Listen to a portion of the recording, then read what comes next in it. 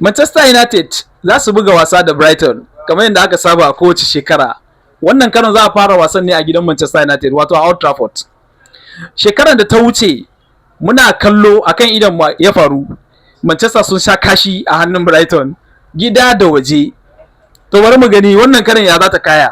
Me za ka faɗa game da wannan wasan da za ku buga da Brighton? Da farko mai magana sunana Abubakar A. Lamino wanda aka fi sani na shafin sada zumunta na ainihin Facebook. A ƙwallon kafa wanda kowa ya sani harka ne wanda akwai nasara akwai kuma rashin nasara. So Manchester United sunanta ma kawai idan an ji inda ƙungiyar ƙwallon kafa ne na duniya gaba daya sunan Manchester ma kawai kamar wani hukunci ne bisa ga sauran ƙungiyoyin ƙwallon kafa. Okay? That is the reason why ana kira ta Manchester United Conservative. So it's a red devil, jajayen shedanu. Wow. So duk wata kungiya wadda take kwallon kafa a Ingila da ma duniya baki daya ta san wane ne Manchester. Musamman yawanci timai waɗanda suke buga Premier League. Duk wanda ta buga kwallo da Manchester tana biyan bashi ne. Saboda idan ka duba a tarihin kwallon kafan Premier League za ka sami Manchester United tana da winning akan kowane team wadda take Ingila. Shi yasa duk wani team zaka ga ana ta ci Manchester amma har yanzu ba iya biyan bashi ba. Shi yasa Manchester ta losing form a wasu shekarun baya amma sakamakon abubuwan da ta yi ta aje na tarihi wanda mu fans na Manchester United muna prouding da wannan abun. Shi yasa har yanzu nan ba iya biyan bashi na team da Manchester United ta winning nata ba. Ba zan dawo da tambayan da aka yi min bayar da amshi akan tambayan da aka yi min na wasan da zana buga da Brighton a filin wasa na ainihin Old Trafford. Muna kiran shi kwata kenan mayanka. So Manchester United tarihi tsakaninta da Brighton mun buga wasa 19 tsakaninmu da Brighton. A Premier League mun buga wasa 16. A FA Cup kofin kalubale mun buga wasa 2.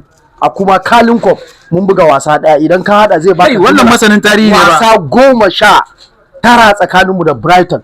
Manchester tana da winning 10 daidai chip. Brighton tana da winning 8. So kaga har yanzu nan Brighton kakka manta Brighton nan ta ma Manchester United rashin kunya shekaru 5 da suka wuce baya zuwa yanzu, amma har yanzu nan Brighton bata iya biya bashi abinda Manchester United ta yi mata ba. Kana nufin yana bani kwarin gwiwa cewa Manchester United idan Allah ya hada mu gobe misalin karfe 5:30 za mu gama wasa, za mu cinye wasan. Saboda tarihi ya nuna Brighton ta buga wasa a wannan season bata iya samu nasara a away ba sai wasa daya. Kuma kada ka manta Brighton team ne mai rashin kunya. Ta yi ma Chelsea rashin kunya, ta yi ma Newcastle rashin kunya, sannan ta yi ma Manchester City rashin kunya. So in Allah ya kai mu gobe Brighton sai abin da Allah ya yi da ta. Because adaptation abin da muke nima a Manchester United mun samu. Yanzu nasara ne kawai. Duk wanda ya haɗu da Manchester United kawai sara ne kawai. Ba maganin bata lokaci. Case study to Anfield. Anfield Stadium tarihi ya nuna shekara 5 da suka wuce baya. Ba team nan ta iya winning Liverpool da Man City within 5 years. Sai Manchester United kuma ba coachin da yayi sai wannan sabon coach namu Robin Amorim.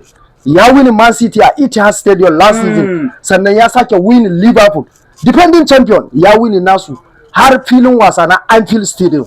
So wannan yana ba mu daman Manchester United tana da nasara a wasan gobe.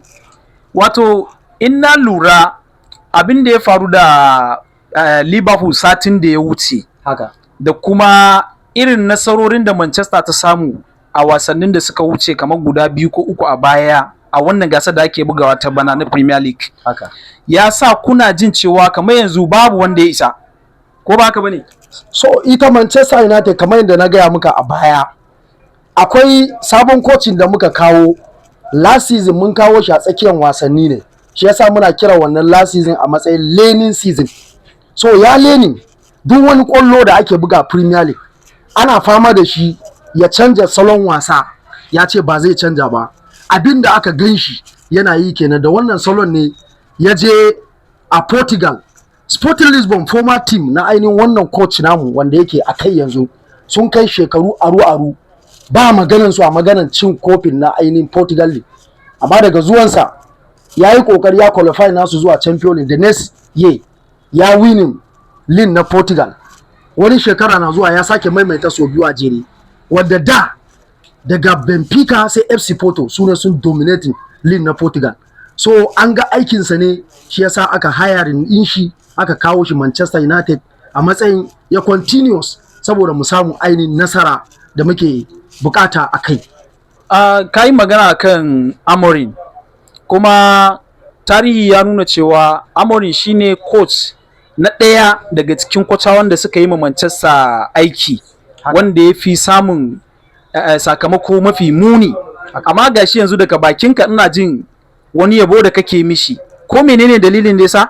Dalilin shine akwai tumatumai guda biyu idan baka manta ba zuwa uku, Manchester City, Arsenal da kuma Liverpool. Tarihin baya ya nuna Jurgen Klopp lokacin ya zo ya kama aiki a Liverpool, da ya fara season mai zuwa ma bai iya kai su Champions League ba abin da ya tabaka, bai iya yin komai ba. Da an zo wani season mai zuwa ya yi kokari ya qualify Liverpool zuwa Champions League. Dama da aka bashi ya cancanta wayansu 'yan wasanni su Lalana da sauransu, ya samu dama ya yi aiki mai kyau har ya kai ga Liverpool a wannan lokacin ya samu nasarar cin Premier League da Champions League. Ɗaya kenan. Arsenal kamar Mikel Arteta a shekara 5 da ya yi zuwa 6 a Arsenal, me ya yi? Kofi ɗaya ne kawai ya ci, amma yanzu nan ko kai ni dai fans na Manchester United ne dan bana tsoron Arsenal, tsakaninmu da su har yanzu mu su ne suke bin mu bashi na winning, duk da nasara da Arteta yana samu akan Manchester wannan bayan.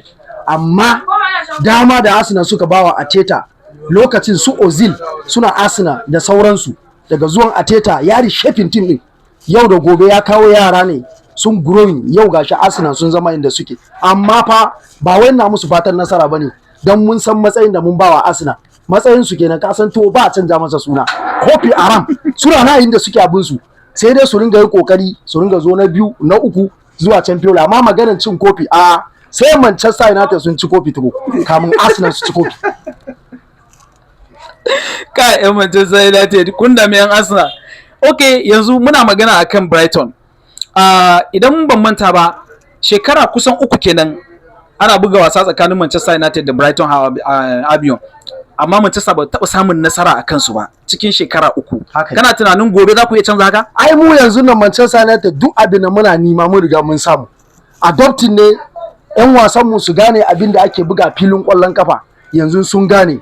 Mun kawo sababbin 'yan wasan gaba wanda tarihi ya nuna Premier League. Muna da Biyan Mbomo, wayannan ataku ne wanda kai kanka ka san kaman zakuna ne a gaba. Mbomo shine ya replacing Wayne Rooney, shi kuma shine replacement na Cristiano Ronaldo. So akwai Sesko kuma shine ya replacing ainihin Ruud van Nistelrooy. So ataku guda uku nan ina da karfin gwiwa. Last season ba su a Manchester United, amma this season za a zo a same su a filin wasa na ainihin Old Trafford. So Brighton sai abin da Allah ya yi da su, sakamakon sun yi rashin kunya na gaya muka baya. A wannan season sun ci Man City, a wannan season sun ci Newcastle, a wannan season sun ci Chelsea. To kaga kuwa tarihi yana nuna ƙwallon kafa duk ƙaramin team wadda ba ta zuwa Champions League in har ta yi nasara akan manya-manyan tumatumai masu zuwa Champions League har ya kai 3, to na 4 ba za ta tsallake ba. Saboda haka Brighton idan ba Allah ya tsare ta ba za mu canja mata suna gobe.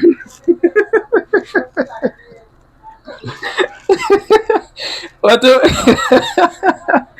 okay, kai magana akan Benjamin Sesko. Akwai 'yan kwallo guda 3 da aka siye su a wannan gasar ta kakar bana, wanda yana ɗaya daga cikin waɗanda ake musu tsammani za su yi wani abin kirki.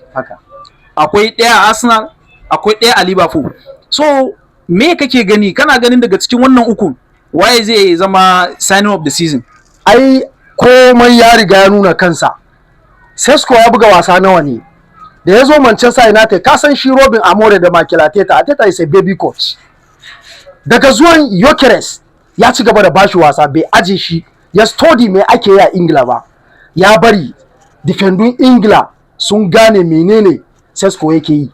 Shi yasa duk manyan wasan da Gyökeres yake yi, duk manyan wasan da Arsenal suka buga, Gyökeres baya iya yin komai saboda mene, ya riga ya bari an study ataka na shi. Shi kuma Robin Amore da yake tsohon kwaro ne, dan ya buga kwallo kuma tarihi ya nuna ya san kwallon kafa, dan yana da history bisa kan Ateta is a baby coach because a tarihi ya taba cin link na wani kasan kuma akwai Benfica, akwai Sporting Lisbon, amma zuwan Robin Amore ya saya Ataka bako ya zo daga Ingila. Mu fans na Manchester rashin hakuri da rashin gane makamin aiki muna zagin coach akan ya zai saya namba 9 yana bar shi a benci, a sha akwai abin da ya leka ya gani yana neman adopting ne. So Gyökeres an bar shi an ci gaba da sa shi a wasa har ya zo ya losing form, yanzu ma baya iya komai sai da ya dinga ci irin su Grimsby yan nationwide shi da yana iya ci su amma bai iya ci wani babban team ba. Amma kaga shi Sesko an fara da shi ana yi a hankali yanzu gashi a adopting, yana da kwallo guda 2 kuma ya buga wasa a fara wasa da shi kwata-kwata bai wuce wasa 3 zuwa 4 ba. Online shi Gyökeres ya buga wasa sun kai 5 zuwa 6 wanda ake fara da shi har yanzu kwallon shi a Premier League kwaya 3 ne kawai. Kaga adda penalty daya, kaga tsakanin shi da Sesko kwallo 1 ne kawai. Sannan kuma back to Liverpool, a ainihin attacker da suka saya shi number 9 su na Newcastle na yanzu da Alexander Isak, kowa ya riga ya sani kalubalen da aka samu da cece kuce da juyayi na maganganu da ake yi. So deal din ba gama shi da wuri bane, shi yasa zuwan shi ma adopting yake nima. So idan ya adopting ba bako bane a Ingila, amma tsaiko da aka samu tsakanin Liverpool da Newcastle wurin saya yaron shine ya kawo yaron din tunani da sauransu. Amma zai zo ya regain form nashi because it's not new for the Premiership. That's the reason. Amma hakan yana mun kamanceceniya da cewa a cikin maganganunka akwai kamar tsokala, domin ka ce Isak ya dan samu tseko tsakanin shi da club din shi, kuma baka mention din irin matsalar da shi wancan na Arsenal din ya samu, matsalar da ya samu a tsakanin shi da wancan tsohon club din nashi ba. Ai shine na gaya maka, shi Isak yana Ingila ne abin shi, wannan kuma daga wani waje ne ya zo, kaga ba za a da dan gida da bako ba. So shi Isak dole ne mun san abin da yayi a Ingila, kuma sanin kanka ne duk ataka idan ya zo Ingila zan iya kirga maka ataku sun kai 5 wanda baki ne sun zo daga Ingila sannan sun adopt. Amma wanda yana, that is the reason a yi signing a Ingila akwai advantage. Kaga kuna an Mbeumo su biyu nan kawai sun ci kwallo 30 ne last season, shi yasa kaga Arsenal a yanzu yan kwallon su ba wanda ya kai Sidop kokari, abinda yasa mu muna kiran shi Sidop. So mu Manchester United mu ne mun so mu je mu saya shi, wato ainihin Eze kenan. Kowa idan ya duba kwallo akwai dan wasa wanda ake kira shi Clarence Sidop, tsohon dan wasa ne, amma idan daga compare nasu kwallon su fasi iri daya ne da ainihin Eze. To amma da yake kasan Ateta baby coach ne, bai san da zai utilize nashi ba, shi yasa ma yana using nashi useless. Amma da ce ya zo wuri na ne dan ni fans nashi ne, amma kuma bana fatan yayi nasara Arsenal, shi yasa yana haka. Ina addu'a ma Allah ya sa lalura ma ya kawo kurabu da shi sai mu karbe shi mu gyara shi. So kaji dalili kenan. Okay, yanzu wasan ku a ƙarshe, daga ƙarshe wasan ku da za ku buga da Brighton, yanzu zan so ka bamu prediction naka, wato scoreline prediction. Me kake ganin zai iya kasancewa gobe? Abin da zai faru shine tsotsayi ne ya sa sabon gola namu Lemens an samu shi kwallo a raga, saboda mu yanzu mun kawo gola, matashin gola wanda tsofaffin gololi irin su golan Bayern Munich, irin su golan Madrid na yanzu sun testify akan cewa yaro ne matashi kuma mai nuna kokari, shi yasa wasan shi na farko da Sunderland.